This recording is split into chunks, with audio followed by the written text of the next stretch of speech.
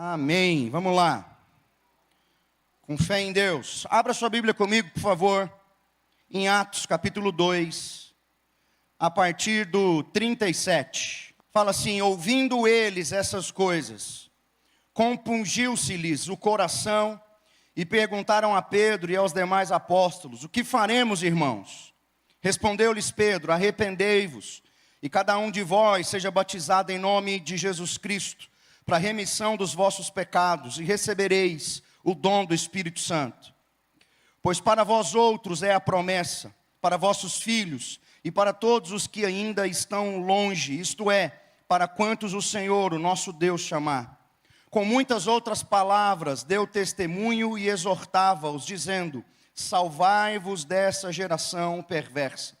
Então, os que lhe aceitaram a palavra foram batizados, havendo um acréscimo naquele dia de quase 3.000 pessoas. E perseveravam na doutrina dos apóstolos e na comunhão, no partir do pão e nas orações. Em cada alma havia temor, e muitos prodígios e sinais eram feitos por intermédio dos apóstolos. Todos os que creram estavam juntos e tinham tudo em comum. Vendiam as suas propriedades e bens, distribuindo o produto entre todos, à medida que alguém tinha necessidade. Diariamente perseveravam unânimes no templo, partiam pão de casa em casa e tomavam as suas refeições com alegria e singeleza de coração, louvando a Deus e contando com a simpatia de todo o povo. Enquanto isso, acrescentava-lhes o Senhor dia a dia os que iam sendo salvos. Amém? Senhor Jesus, nós te agradecemos pela sua santa palavra. Agradecemos ao Senhor por tudo que o Senhor tem feito em nós, através de nós. Já fez aqui, Deus, nesse lugar. E nós clamamos, Deus, hoje que a sua palavra venha sobre nós, que o seu Espírito venha sobre nós, que o Senhor fale, Deus, agora a sua verdade, que o Senhor testifique essa verdade nos nossos corações, em nome de Jesus. Amém. Amém. Querido, o início do capítulo 2 aí de Atos, nós lemos aí os 10 versículos finais, mas o início do capítulo 2 mostra o momento do cumprimento da promessa, da descida do Espírito Santo, do derramar sobrenatural do Espírito Santo sobre os apóstolos e as pessoas que estavam ali reunidas junto com eles. Eram em torno de 120 pessoas ali reunidas. E a cidade de Jerusalém, isso aconteceu no Pentecostes, e a cidade estava muito cheia, muitas pessoas estavam ali, todos os judeus de outros lugares, que habitavam em outros lugares do reino, estavam ali para a festa. E às 9 da manhã eles viram essas pessoas cheias do Espírito Santo, falando em línguas estranhas, e eles disseram: olha, mas ainda são 9 da manhã e esse povo está bêbado já, cheio de mosto, né?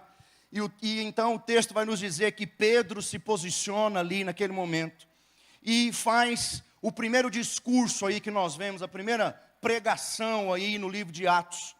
Pedro se posiciona diante daquelas pessoas, daqueles judeus, e fala: não é o que vocês estão pensando, esse pessoal não está embriagado, não é isso. E aí ele começa então a falar da promessa feita pelo profeta Joel, do derramar do Espírito Santo, que haveria de acontecer, e disse que aquelas pessoas estão cheias do Espírito Santo, que aquela era a ação do Espírito de Deus. E depois ele começa a falar a respeito da pessoa de Jesus, a respeito de quem era Jesus, de que ele morreu, e Pedro fala uma frase bem forte. Ele vai dizer: olha, ele foi morto, mas era impossível que a morte o detesse. Era impossível. E aí ele fala a respeito da ressurreição do Senhor.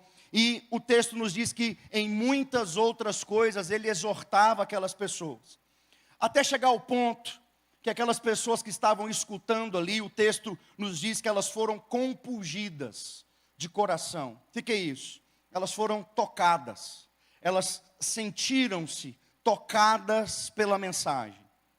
Então, aqui cabe uma pergunta para nós: quantas vezes, diante de uma mensagem, diante de um momento de louvor como nós tivemos, nós nos sentimos tocados, nós nos sentimos mexidos, né? Às vezes, quem está aqui ministrando louvor fala alguma coisa, ou numa pregação se fala alguma coisa, e nós sentimos o nosso coração assim, tocado, mexido.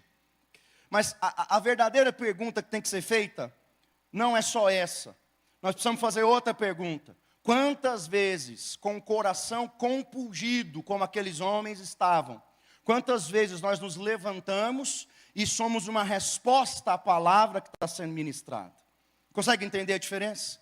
Entre sentir o seu coração mexido por uma palavra, mas responder, não só se sentir mexido com aquela palavra, mas se levantar e responder àquela palavra. Foi isso que aquelas pessoas fizeram. Nós não só vimos pessoas mexidas, com seu coração mexido, que entenderam o que foi dito e aquilo compungiu o coração. Não, o texto vai dizer que eles perguntam para Pedro, e agora? O que nós vamos fazer agora? E aí, a resposta de Pedro, eu queria que você deixasse o texto aberto e fosse me acompanhando. No verso 38, Pedro responde a pergunta deles. Eles vão falar, e agora? O que nós vamos fazer? E Pedro lança 3 premissas básicas do Evangelho aqui. 3 coisas que são básicas. E ele vai dizer para eles, respondeu-lhes Pedro, arrependei-vos, e cada um de vós seja batizado em nome de Jesus Cristo, para a remissão dos vossos pecados, e recebereis o dom do Espírito Santo. Pedro lança 3 fundamentos do Evangelho, muito simples. E para começar a conversa do Evangelho, ela começa por aquilo que é mais fundamental e que não tem Evangelho se não tiver isso: arrependimento. Essa era a mensagem de João Batista. Quando você lê nos Evangelhos, surgiu João Batista e o que ele dizia ao povo? Arrependei-vos. Depois se levantou Jesus e o que ele dizia ao povo? Arrependei-vos. Então Pedro começa pela mesma coisa, não tem Evangelho se esse não for o start. O homem precisa se arrepender. E o arrependimento é não só a tomada da consciência da sua condição, mas uma mudança da mentalidade. Eu entendo a minha condição e eu mudo aquilo que eu faço. Eu mudo a minha mentalidade, a forma como eu enxergo as coisas.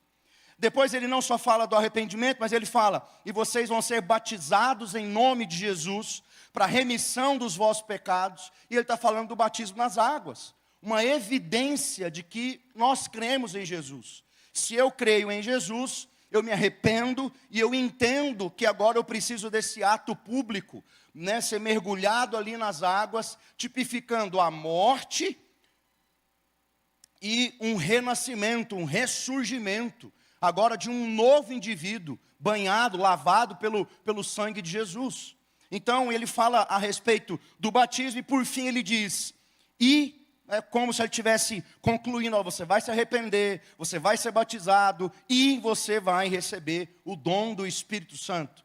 Dom aqui, a palavra é presente, você vai receber uma capacitação do Espírito de Deus. E no verso 39, o verso 39 nos mostra que essa capacitação é para todos aqueles que Deus quiser.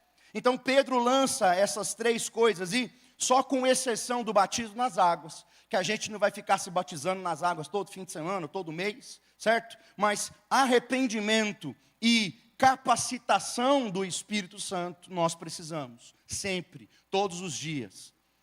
O Senhor é uma fonte inesgotável, amém? E nós podemos então receber da parte do Senhor todos os dias, nós podemos receber da parte do Senhor algo novo dEle. E será assim por toda a eternidade. Amém? Conhecendo o Senhor, vendo algo novo da parte do Senhor. E no verso 41, então, o que acontece no verso 41 é que a palavra foi aceita por aqueles homens. Eles aceitaram a palavra e naquele dia, quase 3.000 pessoas se agregaram. Ou seja, quase 3.000 pessoas se converteram naquele dia, reconheceram Jesus, foram batizadas em nome de Jesus. E esse é o maior milagre que tem nesse texto. Isso precisa mexer conosco, esse número, essa quantidade de pessoas aí recebendo Jesus para a glória de Deus, precisa mexer conosco, porque uma maior evidência de avivamento não são milagres e sinais. Não são milagres na saúde ou algum outro tipo de movimento que acontece, não. O maior sinal de avivamento são conversões. É gente fazendo o que está escrito no verso 41. Entenderam e receberam a mensagem. Erguem as mãos e dizem, olha, então eu aceito essa mensagem. E eu quero me converter, eu quero então entrar por essa jornada, iniciar esse caminho. Nós temos, e já foi dado como exemplo aqui, outras oportunidades, o avivamento do país de Gales. Depois você tira um tempo e pesquisa, leia sobre o avivamento do país de Gales. Você não tem relatos de milagres desse avivamento. Cegos enxergando, surdos passam a ouvir. Não tem relatos disso. Os relatos que tem é de milhares e milhares e milhares de pessoas se convertendo. Esse foi o milagre do avivamento do país de Gales. E isso começou a gerar mudanças profundas nas famílias, na sociedade, porque agora os homens convertidos saíam do trabalho e não iam mais para os bares. Eles iam para suas casas, a sentar na mesa com as suas esposas, seus filhos. O dinheiro não era mais gasto, né, nos prostíbulos, o dinheiro agora era da família, era gasto com a família. E aí você começa a ver a profundidade das coisas, né, que aconteciam. E diz a história que os cavalos da época começaram a dar trabalho, porque os homens usavam os cavalos nas minas de carvão, e os cavalos estavam acostumados a chicote, a xingamentos, né, a um tratamento truculento, e agora os homens estavam amansados, calmos. E isso é verdade, você lê esses relatos do avivamento, né, as pessoas se converteram, mudaram. Esse é o maior milagre que pode acontecer, porque esse é o maior presente que nós podemos receber. Amém? O perdão dos nossos pecados. E por várias vezes Jesus mostrou isso. Chegava alguém para ele, né? Como aqueles homens que quebraram o teto, colocaram aquele coxo, né? E às vezes eu fico lendo isso e fico pensando assim, gente, o pessoal devia pensar que Jesus era muito maluco, porque colocaram um coxo na frente dele e ele falou, ô meu filho, seus pecados estão perdoados. E para. O que eles queriam que ele fizesse com o coxo? Mas ele já deu o maior presente para aquele homem, seus pecados estão perdoados, você tem eternidade, eu vejo o tamanho da tua fé, não é? Então, esse é o maior presente que nós temos. Mas a partir do verso 42, é o cerne daquilo que a gente vai trabalhar hoje. Até aqui a gente entendeu o pano de fundo, entendeu o que está acontecendo nesse capítulo.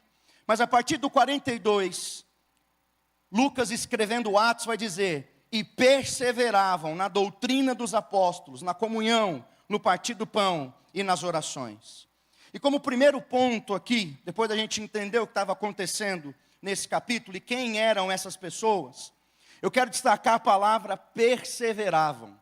E eles perseveravam. Essa é uma característica da igreja. Essa é uma característica fundamental para nós construirmos aqui uma comunidade de fé sólida. Perseverança. Perseverança é o esforço coletivo que fazemos para sustentar algo, para manter alguma coisa de pé. Isso é perseverança. Nos nossos casamentos, por exemplo, nós perseveramos. É ou não é verdade? A gente, ou é mar de flores seu casamento, não tem briga, tentativa de assassinato, não tem isso lá na sua casa. Não é verdade? Mas nós fazemos o quê? Perseveramos. Ou seja, é um esforço coletivo para manter uma coisa de pé, a família de pé. E na comunidade de fé não é diferente. É o esforço que todos fazemos, devemos fazer, para manter a comunidade, mesmo em meio a frustrações, desilusões, desânimos, prejuízos, mágoas. Mesmo em meio a essas coisas que podem acontecer quando gente encontra gente. Porque onde tem gente, tem problema.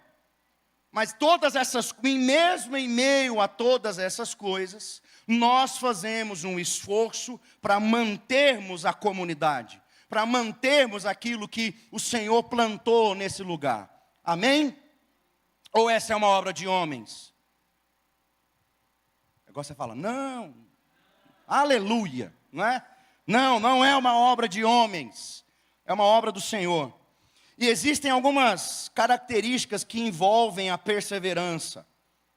Esse esforço que temos que fazer para manter algo, para sustentar algo.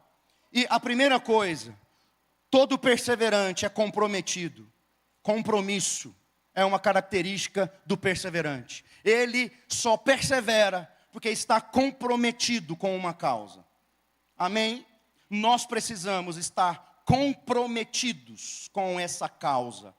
Eu não estou falando especificamente da Alcance Goiânia, mas nós estamos aqui, nessa igreja. Então acaba que se torna especificamente desse lugar. Mas a igreja de Jesus, nós estamos comprometidos com Jesus para edificar a igreja dele. Amém? Depois, outra característica da perseverança é a abnegação, é a renúncia de si mesmo. Em nome do outro, em prol do outro, por causa do outro. Então, por que fazemos o que fazemos? Por que nós viemos para cá, num dia que teoricamente é um dia de descanso, nós estamos aqui pela manhã, depois estamos à noite, pela semana fazemos um monte de coisas, nós damos o nosso tempo, doamos os nossos bens. Por que fazemos isso? Porque nós estamos fazendo por um bem maior, para que o nome de Jesus seja proclamado, para que outros possam receber o nome de Jesus. Então, é uma característica. Determinação é uma característica de gente que persevera, é determinado para cumprir a missão que tem.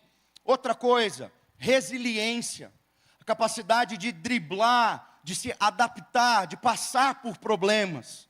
Essa resiliência é importante. Coragem é outra característica de pessoas que perseveram. E por fim, dentro de todas as características que a gente pode colocar, fidelidade.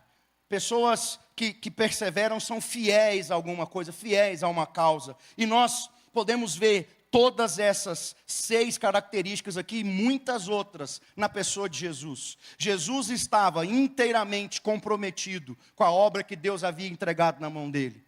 Jesus, nem precisa se dizer da abnegação dele, do quanto ele pensava no outro. Ele entregou a própria vida por nós. Jesus era determinado na missão que tinha que fazer. A gente lê lá, eu não tenho descanso, você sabe, eu não descanso. Mestre, come, a comida que eu tenho é fazer a vontade do meu Pai. Determinação para fazer aquilo que ele tinha que fazer. Resiliência, passar pelos problemas. Ele tinha junto dele uma equipe de homens improváveis, imperfeitos. Quantas vezes ele não teve que passar por situações ali, driblar situações. Com certeza ele era corajoso. E com certeza ele era fiel, foi fiel até a morte e morte de cruz. Então essas características nós vemos no Senhor. Essas características nós vemos nos apóstolos, nos irmãos que, mesmo perseguidos, respondiam com perseverança, falando da palavra, falando do Evangelho. Se você for em Mateus, capítulo 24, verso 12, Mateus 24, 12.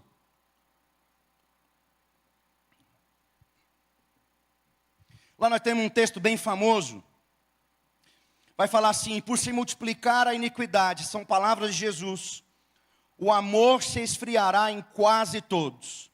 Aquele, porém, que perseverar até o fim, este será salvo. Os que serão salvos são aqueles que têm essa característica em si, perseverança. O amor do que ele trata aqui, o amor escrito aqui no verso 12, é o ágape. É aquele amor fraterno que envolve doação, um amor doador, que envolve boa vontade para fazer algo. É esse amor que ele está falando. E com o multiplicar da iniquidade, esse amor, ele vai se esfriar. Talvez vai aumentar o amor por si, o amor que olha só para o seu umbigo. E talvez esse amor doador, fraterno, um amor que se entrega pelo outro, que se preocupa com o outro, talvez isso vai morrer. Esse é o amor que o Senhor teve por nós. E ele vai dizer, mas aquele que perseverar. E essa palavra, perseverar aqui, é suportar com bravura. É isso que ela significa nesse texto. Então ele está dizendo, olha, aqueles que suportarem com bravura, aqueles que amarem, mesmo quando não há sentido mais para amar, aqueles que se entregarem quando não há mais parecer que não há mais sentido para se entregar, esses serão salvos. Amém? Você vai ser salvo. Nós vamos perseverar até o fim. Você vai perseverar até o fim. Amém? Então, em primeiro lugar, eles perseveravam.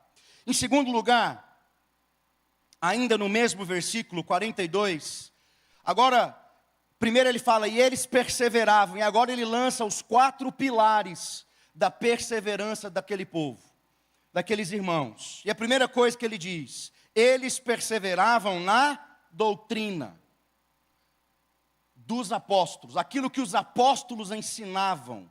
E se você olhar não só o discurso de Pedro, no capítulo 2, mas se depois você for para frente, no discurso de Estevão, no capítulo 7, e você segue com os discursos de Paulo, nos outros capítulos, você vai perceber que sempre, nesses discursos, em situações diferentes, mas existe sempre uma coisa que é a mesma. Cristo é colocado no centro de toda a palavra. Essa é a doutrina, Cristo.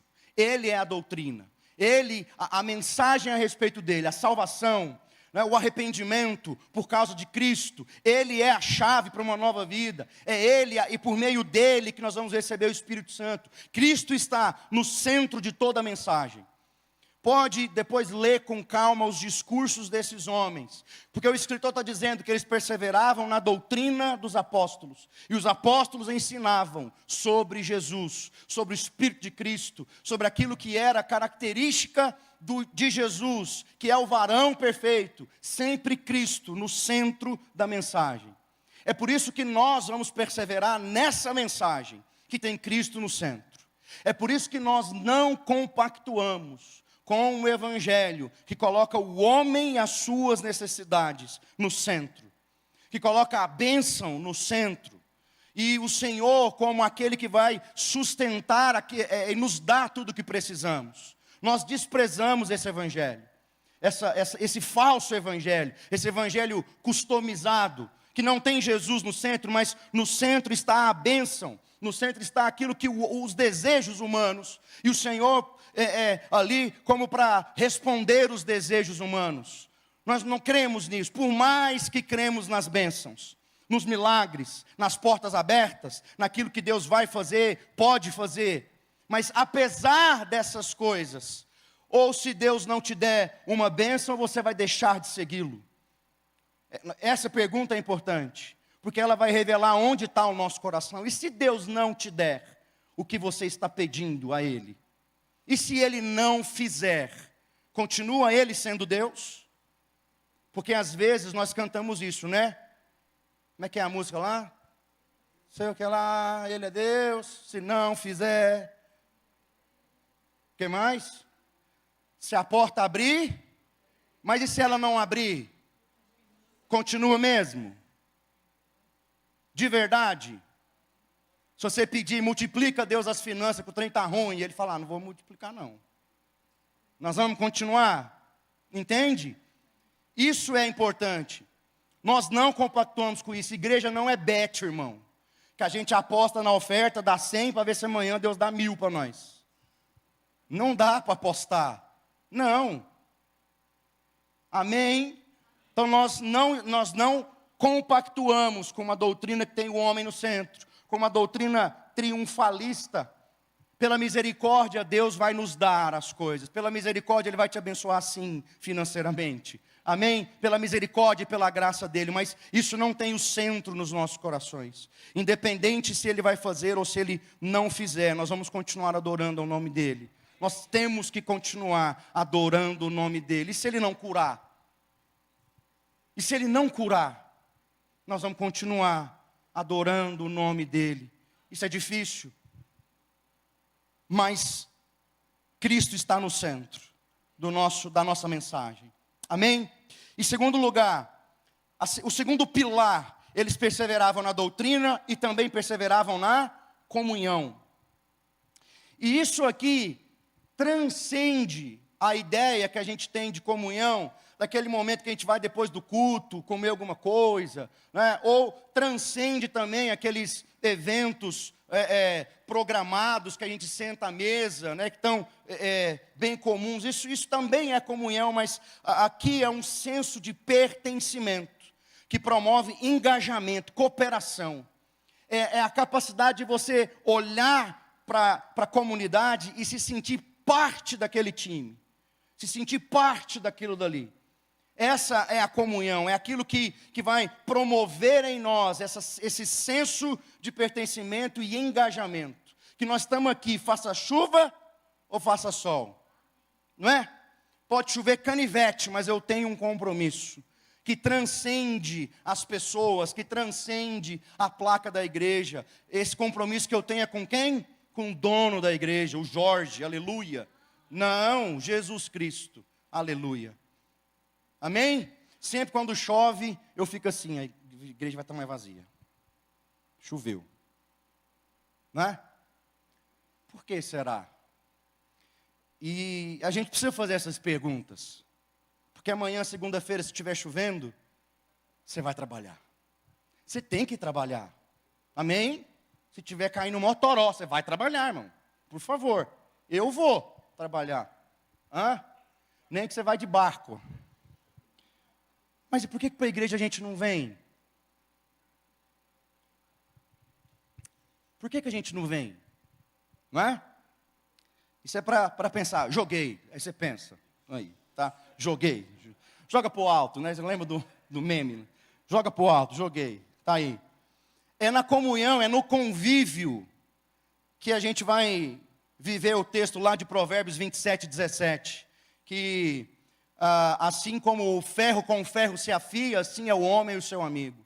Isso é só na comunhão que acontece, é só no convívio, que vai dar uns estalos, quando a gente falar uma coisa, quando eu falar uma coisa que você não concorda, quando eu me posicionar diante de algo que você acha que não devia ser daquele jeito, quando você se posicionar contrário ao que eu estou, e aí? Como é que nós vamos fazer? A casa vai cair por causa disso? Não, nós vamos perseverar na comunhão. Nós vamos entender os meus limites, os limites do outro, mas nós temos um objetivo maior. Nós estamos fazendo por causa de algo maior. Nós estamos juntos por causa de algo maior, para glorificar o nome do nosso Senhor. Amém? O terceiro pilar da perseverança. Perseveravam na doutrina, perseveravam na comunhão e perseveravam no partir do pão, que fala de um ambiente cooperativo, de bondade entre os irmãos. E no domingo passado, o pastor Jorge falou sobre isso. Falou sobre fazer o bem sempre. E ele usou um texto, eu quero ler mais uma vez contigo, Gálatas, capítulo 6, verso 9. Nós precisamos perseverar em fazer o bem. Gálatas 6, 9 vai dizer: e não nos cansemos de fazer o bem, porque a seu tempo ceifaremos, se não desfalecermos.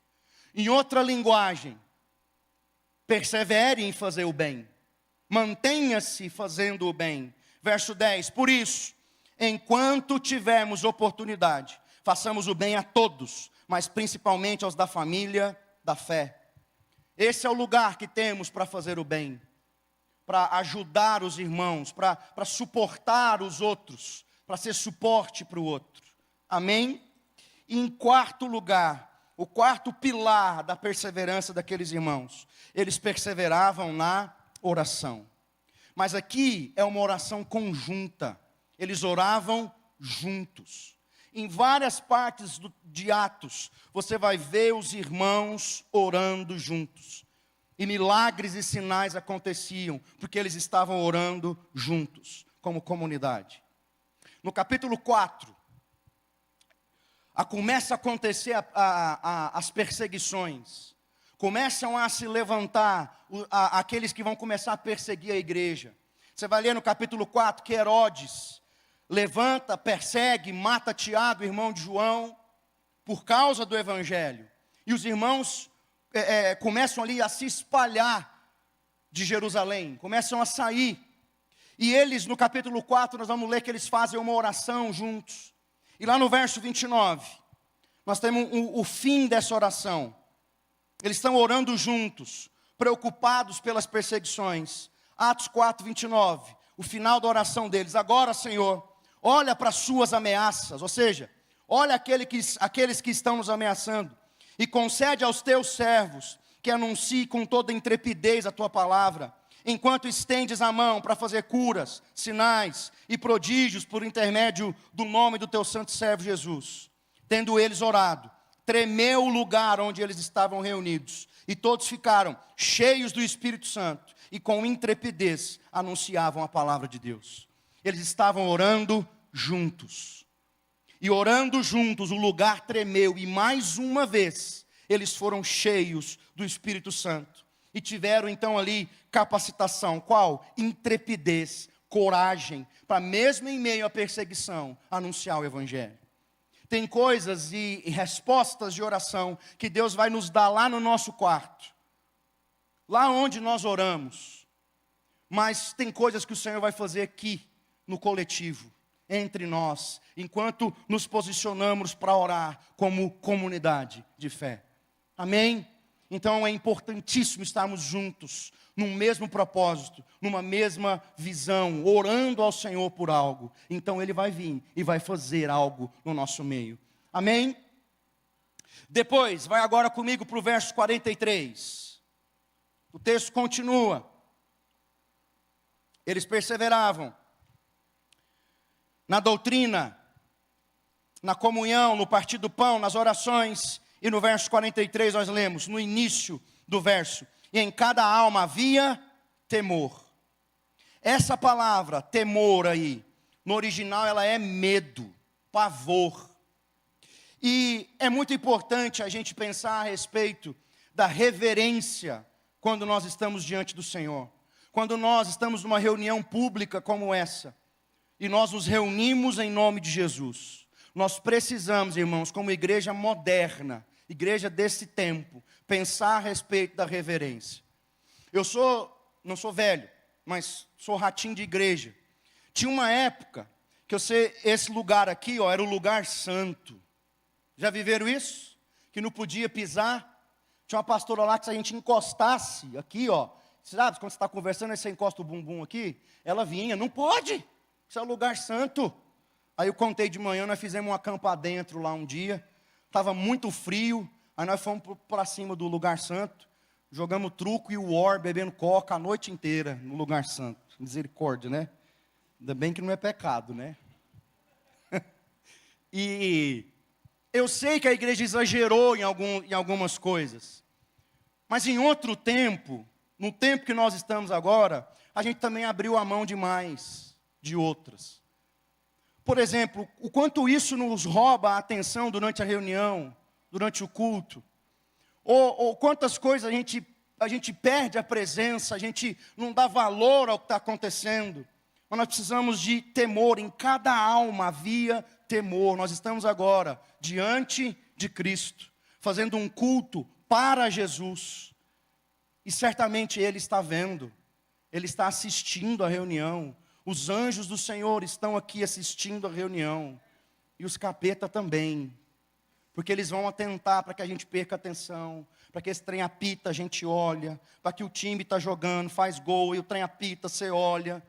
E a gente vai perdendo aquele senso da importância do que estamos fazendo, do porquê estamos fazendo.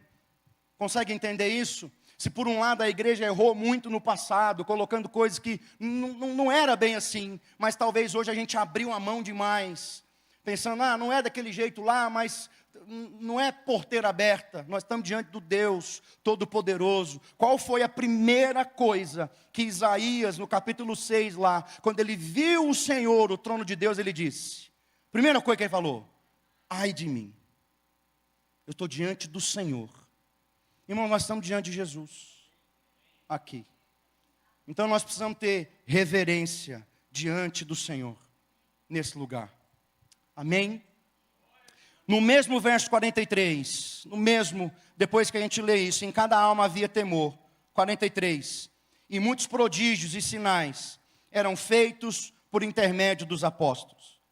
E muitas vezes eu fico me perguntando, o que nos falta para que aconteçam prodígios e sinais no nosso meio?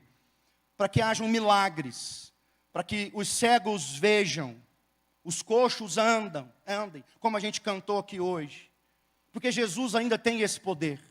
Ele ainda pode fazer milagres. Amém? Mas eu fico me perguntando por que essas coisas talvez não acontecem. E talvez uma resposta seja, quando a gente lê esse texto, e a gente presta bem atenção, uma coisa ela vai desencadeando a outra. Uma coisa está ligada à outra. Pedro começa a falar para eles, vocês precisam se arrepender, vocês vão ser batizados, vocês vão receber o dom do Espírito. E aí o escritor continua, e aquelas pessoas, elas perseveravam na doutrina, aquele povo perseverava na comunhão, perseverava no partir do pão, perseverava nas orações, aquele povo tinha temor, e então milagres aconteciam no meio daquele povo. Talvez nós temos uma sede de milagres, mas desprezamos a perseverança nos outros elementos. Talvez nós passamos o culto inteiro com a cabeça em outros lugares, e no momento de uma oração que alguém vai impor as mãos, nós viemos correndo, porque quem sabe Deus não pode curar agora. Mas para pensar, por que essas coisas não acontecem? Falta sim ousadia em nós. Falta sim. Ou você já não viu alguém doente? Você já orou para alguém doente que não foi curado? E você falou na oração que estava curado em nome de Jesus? Eu já orei. Já orei, depois eu perguntei, e aí, sarou? A pessoa falou não. Eu falei, nossa, né? Tomou remédio? Amém, aleluia. Que bom que você tomou remédio. Mas, às vezes falta essa ousadia em nós. Mas eu fico pensando a respeito disso, tem outros elementos. Talvez a gente não persevere em nada para trás, mas nós queremos sinais, milagres e prodígios. Mas o ambiente onde eles acontecem é um ambiente de total perseverança. É um ambiente de comunhão profunda, de temor profundo. É nesse ambiente que aconteciam milagres, sinais e prodígios. E talvez é importante nós pensarmos nisso. Amém? Em quinto lugar, vá comigo aí para o verso 46. Atos 2, 46. Diariamente, perseveravam unânimes no templo, partiam pão de casa em casa e tomavam suas refeições com alegria e singeleza de coração.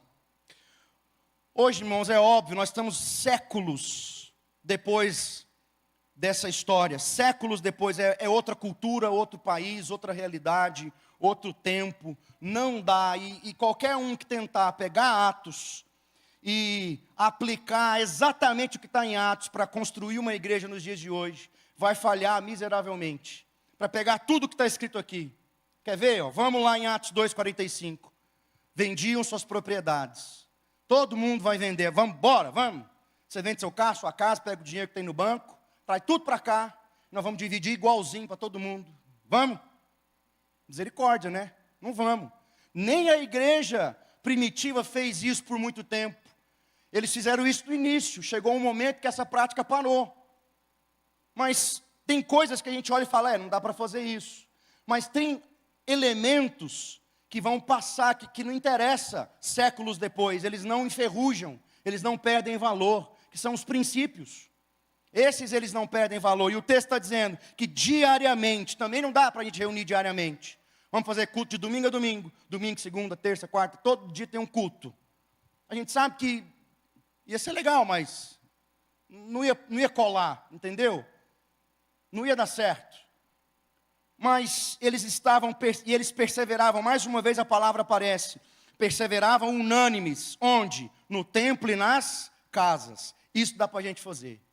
Dá para a gente estar junto no templo, em momentos da nossa semana, como comunidade de fé. E dá para a gente se reunir nas casas, em pequenos núcleos, onde o evangelho pode ser pregado em um outro contexto, de uma outra forma. Partimos o pão aqui, recebemos em comunidade aqui direcionamento, capacitação, e vamos lá, num grupo menor, partir o pão agora de forma mais próxima uns dos outros. E nisso o evangelho vai sendo anunciado. Isso a gente consegue fazer. Amém? Você já está numa célula? Aleluia. Se não está, entra numa célula. Amém? E para a gente encerrar, no verso 47. Atos 2,47, o final do texto. Enquanto isso, Como assim? Enquanto tudo estava acontecendo lá para trás, que a gente leu, perseverança, comunhão, doutrina, partir do pão, reunindo no templo, reunindo na casa, enquanto isso tudo estava acontecendo, acrescentava-lhes o Senhor, dia a dia, os que iam sendo salvos. Esse é o extrato de um povo que se reúne em nome de Jesus. Gente chegando, gente sendo salva, gente sendo livre do inferno. Esse é o extrato, esse tem que ser o extrato. Você pode ficar de pé? Em Lucas, no capítulo 15, verso 10. Lucas 15, 10. Jesus diz: assim vos digo, que há alegria diante dos anjos de Deus, por um pecador que se arrepende.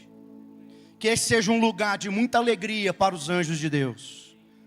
Que pecadores se arrependam nesse lugar. Agora, irmãos, como que isso é possível? Como que isso é possível? Como que esses irmãos viviam desse jeito? Como que eles superavam os problemas entre eles? Como que a igreja prevalecia? Como que a igreja perseverava? Como eles faziam isso? Qual que é o segredo deles? Um só: aquele povo estava cheio do Espírito Santo. E é o mesmo Espírito que habita e paira sobre nós. É o mesmo Espírito. Não há outro Espírito, o Espírito de Cristo. E é possível nos nossos dias termos um povo, uma comunidade que persevera, um povo de um só coração. Irmão, essa igreja vai fazer 15 anos. Ela nunca foi perfeita, ela nunca vai ser perfeita, porque eu estou aqui, você está aqui. Mas se nós nos unirmos de coração em um propósito, irmãos, vidas vão ser alcançadas nesse lugar. Famílias vão ser restauradas, jovens vão deixar de querer se matar e vão encontrar um motivo da vida, que é o Senhor. Casamentos vão ser restaurados. Por quê? Porque nós vamos decidir perseverar, deixar as nossas diferenças de lado, deixar as nossas picuinhas de lado, resolver essas questões no nosso coração e pensar: há um motivo maior para avançar.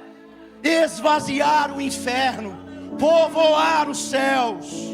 Então você pode começar a orar nessa noite, pedindo que o Espírito de Deus te capacite, que o Espírito de Deus te faça prevalecer, que o Espírito de Deus te faça se levantar, que o Espírito de Deus te faça perseverar, em nome de Jesus.